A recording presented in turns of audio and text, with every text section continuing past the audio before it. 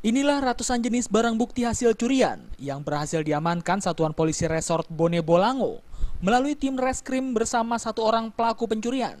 Ratusan jenis barang curian ini merupakan hasil dari aksi tersangka di 6 wilayah Kabupaten Bone Bolango.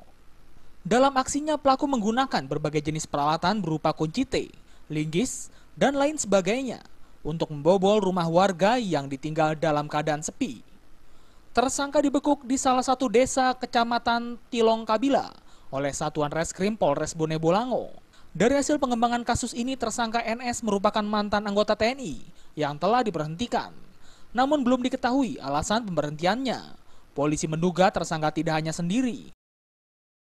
Sementara tersangka kita baru satu, ya, masih kita kembangkan untuk tersangka-tersangka lainnya. Apa katanya tersangka ini mantan anggota TNI, Pak?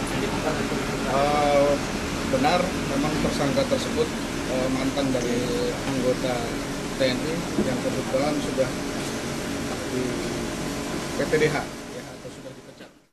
Untuk mempertanggungjawabkan perbuatannya, tersangka dijerat dengan pasal 378 KUHP dengan ancaman hukuman minimal 7 tahun penjara.